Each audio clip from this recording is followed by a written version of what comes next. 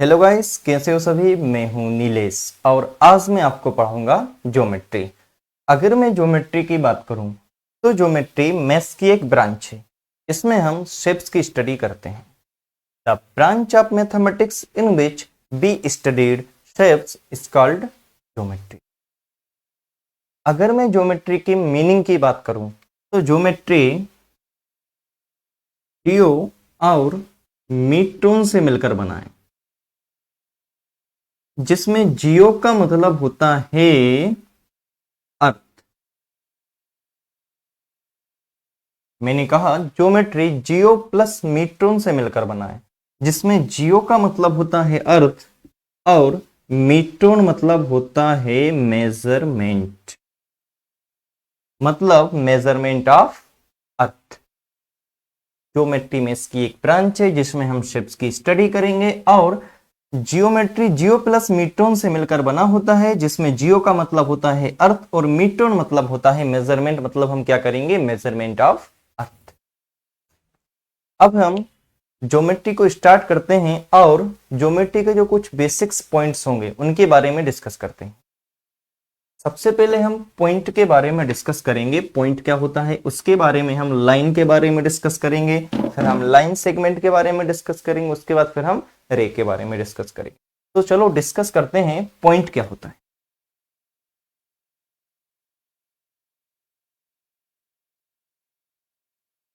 Point एक location marker होता है जो लोकेशन बताता है। सपोज मैंने कहा एक पॉइंट ए है, ये क्या बताता है, लोकेशन बताता है। और इसे हम सिंगल कैपिटल लेटर द्वारा डिनोट करते हैं। A point is a location marker. Point क्या बताता है, पॉइंट एक लोकेशन बताता है और इसे हम एक सिंगल कैपिटल लेटर द्वारा क्या करते हैं, डिनोट करते हैं। बस पॉइंट की इतनी ही कहानी। अब हम लाइन की कहानी समझेंगे कि लाइन क्या होती है, इसकी कहानी क्या है, ये कैसे बनी। ठीक है,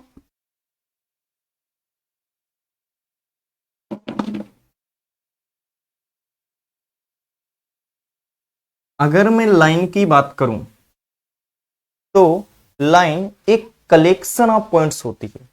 मतलब जो लाइन होती है वो बहुत सारे पॉइंट से मिलकर बनी होती है। तो मैं यहां पर लिख सकता हूं a line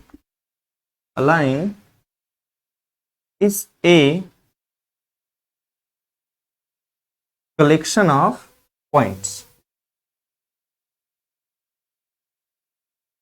A line is a collection of a line is a collection of points। तो जो बहुत सारे पॉइंट्स होंगे वो क्या बनाएंगे, वो मिलकर क्या बनाएंगे, एक लाइन बनाएंगे। और जो लाइन होगी वो दोनों डायरेक्शन में एंडलेसली होगी, एंडलेस होगी, दोनों डायरेक्शन में इनफाइनाइट तक जाएगी, इसका कोई भी एंड नहीं होगा। उसे हम क्या बोलेंगे, उसे हम लाइन बोलेंगे। अगर मैं इसको डिनोट करने की बात करूं तो मैंने एक पॉइंट यहां ले लिया ए और एक पॉइंट बी, तो मैं इसे कुछ इस तरह से डिनोट करूंगा। ये इस तरफ भी इनफाइनाइट तक जाएगी और इस तरफ भी इनफाइनाइट तक जाएगी। फिजिकली इसको ड्रॉ करना पॉसिबल नहीं है, बट एग्जाम्पल के थ्रू हम इसका एक पोर्शन या पार्ट लेके आपको समझा सकते हैं। फिजिकली हम इसको ड्रॉ नहीं कर सकते। क्यों नहीं कर सकते, क्योंकि ये दोनों डायरेक्शन में इनफाइनाइट तक जाएगी, एंडलेस होगी, तो हम इसे ड्रॉ ही नहीं करेंगे। सिर्फ लाइन का एक पार्ट को हम ड्रॉ कर सकते हैं। अब इसके बाद हम डिस्कस करेंगे लाइन सेगमेंट। लाइन सेगमेंट क्या होता है, लाइन को इस तरीके से डिनोट करेंगे, line A B.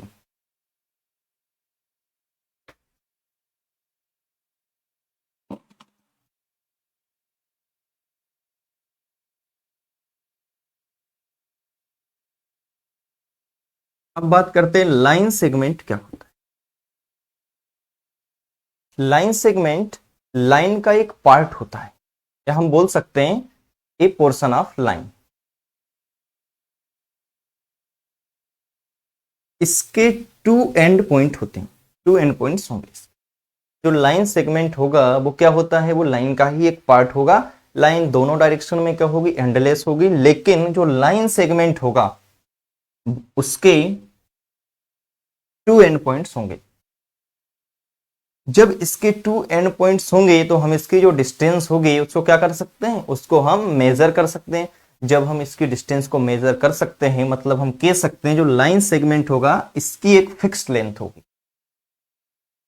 Line segment के टू एंड पॉइंट्स होते हैं और इसकी जो लेंथ होगी वो क्या होगी, वो, और इसे हम इस तरह से डिनोट करेंगे। देखो एक पॉइंट एंड पॉइंट ए हो गया और एक एंड पॉइंट ए हो गया, तो हम क्या बोलेंगे इसे, लाइन सेगमेंट ए बी।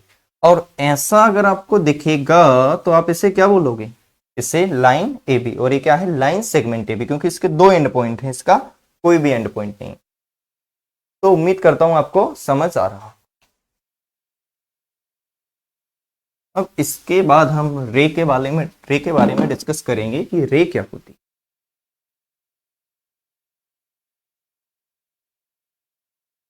रे भी लाइन का एक पोर्शन होती है जिसका एक स्टार्टिंग पॉइंट होता है जिसे हम इनिशियल पॉइंट भी कहते हैं, और यह एक डायरेक्शन में क्या होती, एंडलेस होती है।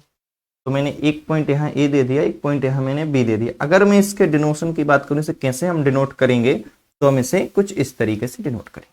तो यहाँ पर आप देख सकते हो ए बी क्या है, एक रे है, इसका एक तो स्टार्टिंग पॉइंट है उसे ही हम इनिशियल पॉइंट बोलते हैं, और जो एक पॉइंट एक है, एक डायरेक्शन है, वो क्या होगी, वो एंडलेस होगी, इनफाइनाइट तक जाएगी, उसका कभी एंड ही नहीं होगा। तो पॉइंट क्या होता है, पॉइंट एक लोकेशन मार्कर होता है जो सिर्फ एक लोकेशन।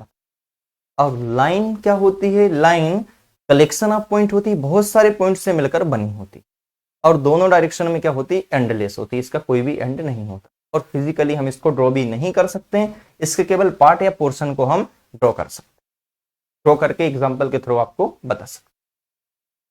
उसके बाद लाइन सेगमेंट की बात करें तो लाइन सेगमेंट क्या होता है, एक फिक्स लेंथ होती है, ये भी लाइन का एक पार्ट होता है, इसके टू एंड पॉइंट होते हैं, इसकी एक फिक्स लेंथ।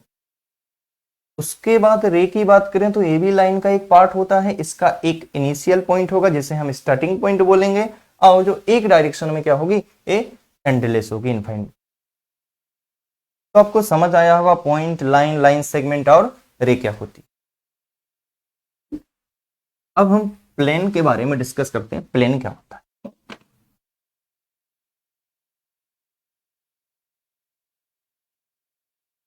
ठीक,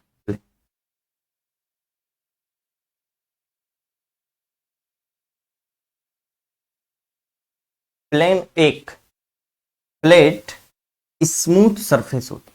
आपको यहां पर एक बोर्ड दिख रहा है, व्हाइट बोर्ड, क्या है, एक प्लेन का एग्जांपल है।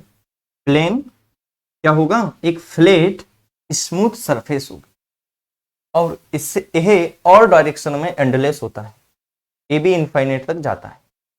जो प्लेन होगा यह टू डायमेंशन, इसमें इसकी टू डायमेंशन होगी, एक लेंथ होगी, एक ब्रेथ। सपोज मैंने कहा ये क्या है, एक प्लेन है। एक्चुअल में प्लेन को भी हम फिजिकली ड्रॉ नहीं कर सकते, क्यों, क्योंकि यह ऑल डायरेक्शन में इनफाइनाइट तक जाता है, इसका भी क्या नहीं होता, इसका भी एंड नहीं होता है।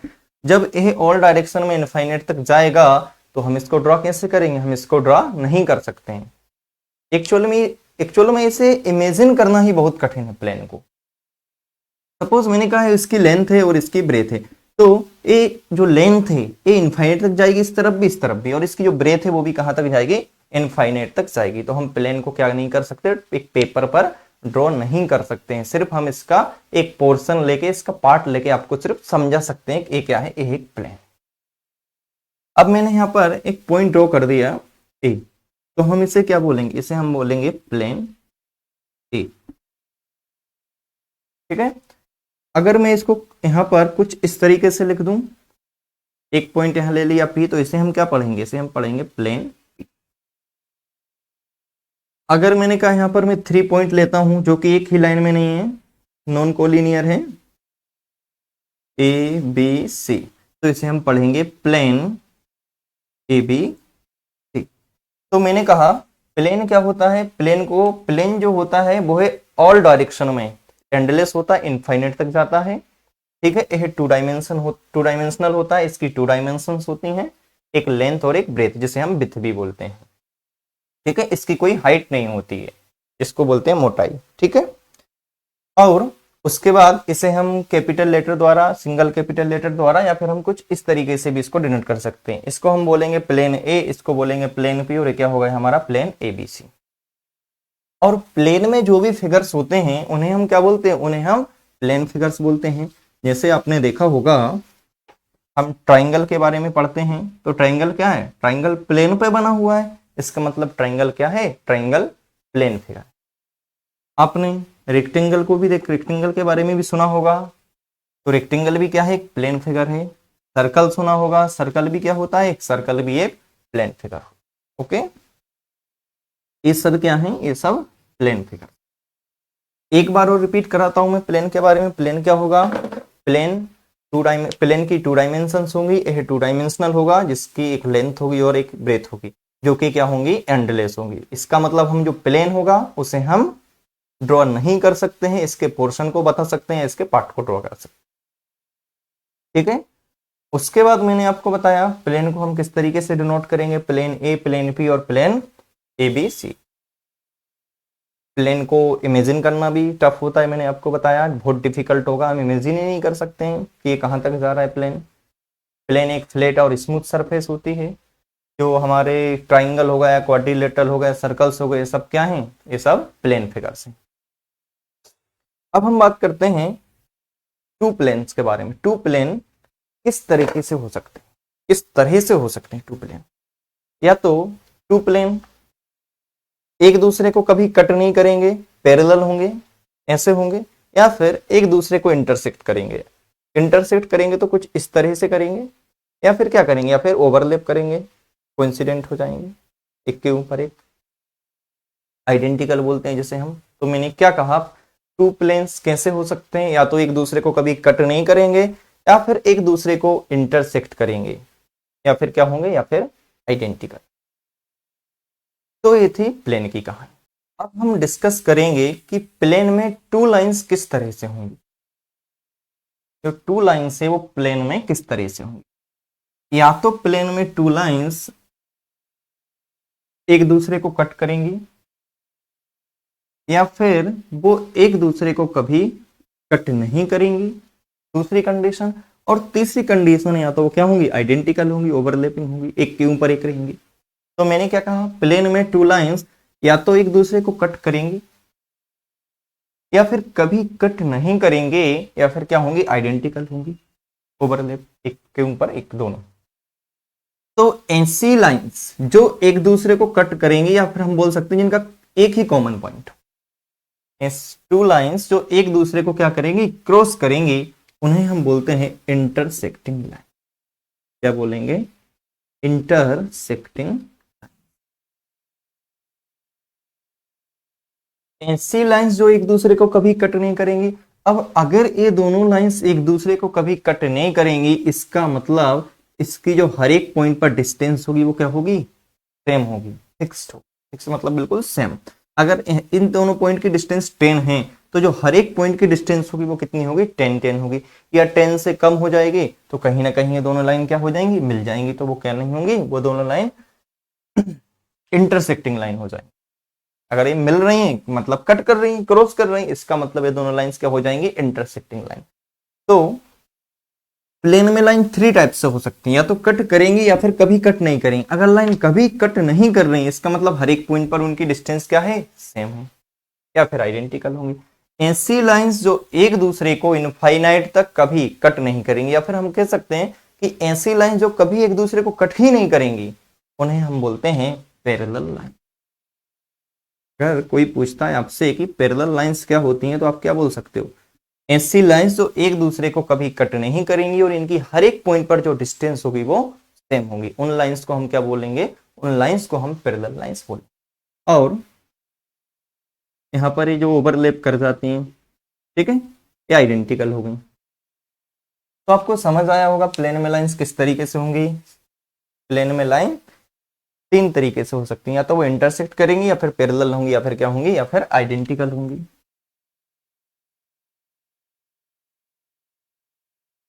तो आपको ज्योमेट्री, आज मैंने ज्योमेट्री का बेसिक्स के बारे में पढ़ा है, आपको समझ आया होगा, पॉइंट पढ़ाया, लाइन पढ़ाई, लाइन सेगमेंट पढ़ाया, रे पढ़ाई। उसके बाद मैंने क्या डिस्कस किया, उसके बाद मैंने प्लेन के बारे में डिस्कस किया, उसके बाद टू प्लेन्स के बारे में डिस्कस किया। टू प्लेन्स किस तरीके से हो सकते हैं सेम, या तो वो इंटरसेक्ट करेंगे टू प्लेन्स, या फिर पैरेलल होंगे, या फिर आइडेंटिकल होंगे।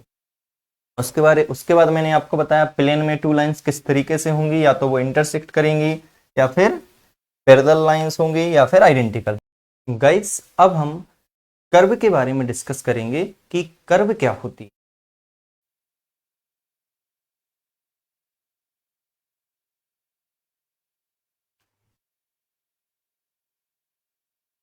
सपोज ये एक प्लेन है, और आपने या एक पेन वो ले लो, एक कॉपी ले लो, जो भी पेपर ले लो।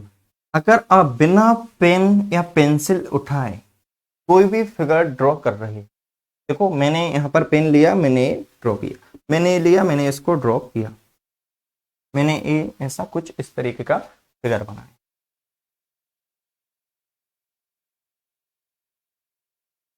तो ये सब क्या है, ये सब कर्व हैं। क्या है ये सब कर्व। कर्व क्या होती हैं, ऐसे फिगर्स जिन्हें या ऐसे डायग्राम जो कि हम बिना पेन या पेंसिल उठाए ड्रॉ करेंगे। मैंने इन सब डायग्राम में देखो कहीं भी ये मार्कर को नहीं उठाया, देखो सीधा बना डायरेक्टली। तो without lifting the pen pencil जो भी फिगर्स या डायग्राम हम ड्रॉ करेंगे उन्हें हम क्या बोलेंगे, उन्हें हम कर्व बोलेंगे। अगर हम डेली लाइफ की बात करें तो एक्चुअल में कर्व मतलब होता है not straight, but in mathematics curve can be straight, but maths में कर्व स्ट्रेट भी हो सकता है। जैसे आपने कुछ इस टाइप के फिगर्स देखे होंगे ट्राइंगल, तो ये क्या है, एक कर्व ही बोला गया है इसको मैथमेटिक्स में। तो मैथ्स में कर्व जो है उन्हें क्या बोलते हैं, हम स्ट्रेट भी बोल सकते हैं। ओके, बट एक्चुअल में अगर हम बात करें डेली लाइफ में तो कर्व मीन्स होता है नॉट स्ट्रेट।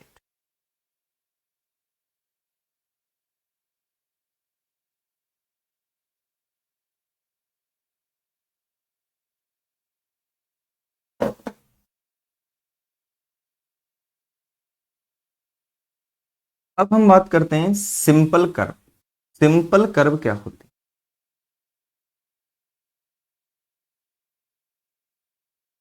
है, ऐसे कर्व्स जो खुद को कभी इंटरसेक्ट नहीं करेंगे और इस तरीके से नहीं काटेंगे, उन्हें क्या बोलेंगे हम, सिंपल कर्व। तो ये देखो इस काट रही है खुद को ही, इसने क्या कर दिया, कट कर दिया, तो ये क्या है, सिंपल कर्व नहीं है। ऐसे मैंने ये बनाया, क्या इसने काट के आगे बढ़ी, नहीं बढ़ी, तो क्या है, मतलब ये सिंपल कर्व है। ये भी क्या है, ये भी एक सिंपल कर्व है। अगर मैं इसकी बात करूं यहां पर, तो ये देखो इसने इसको कट कर दिया, तो ये क्या है, ये सिंपल कर्व नहीं है।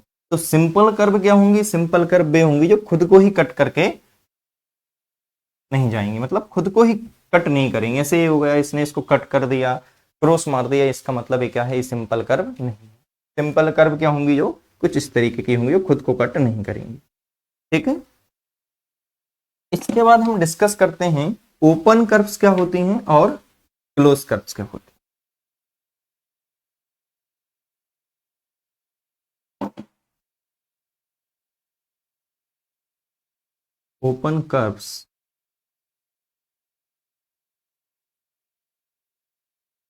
और क्लोज कर्व।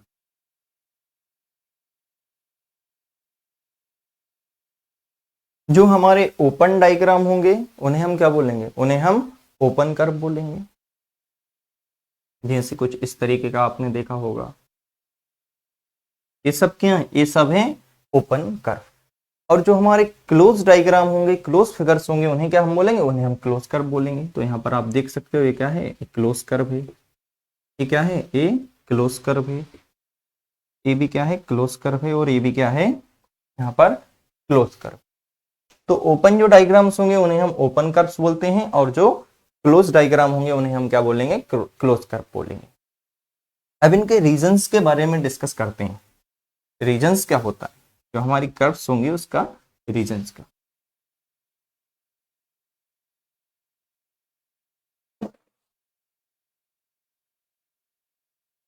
मैंने कहा एक क्लोज कर्व, तो इसके कितने रीजंस होंगे, इसके 3 रीजंस होंगे। एक रीजन होगा जो इसके पूरा इंटीरियर पार्ट है, उसे हम बोलेंगे, जैसे मैंने यहाँ पर एक पॉइंट लिया P, तो जो P हो गया इसे हम बोलते हैं इंटीरियर रीजन। क्यों, क्योंकि ये कहां पर है, ए इस जो ये जो कर्व है इसके इंटीरियर पर लाई कर रहा है, तो इसे हम क्या बोलेंगे, इसे हम बोलेंगे इंटीरियर रीजन। ठीक है। अगर मैंने कहा एक पॉइंट की हुई, अगर मैंने कहा इस बाउंड्री पे लाई कर रहा है, तो इसका मतलब क्यू क्या है, क्यू कौन सा रीजन है, यहां लिख लो रीजन। क्यू को हम बोलेंगे बाउंड्री रीजन, क्योंकि ये बाउंड्री पर लाई कर रहा है, बाउंड्री रीजन। और एक पॉइंट मैंने आर बाहर आउट ऑफ दिस कर्व बना दिया, इस कर्व के बाहर बना दिया एक में आर। तो जो आर है वो क्या है, आर है वो है एक्सटीरियर रीजन। और क्या है, एक्सटीरियर।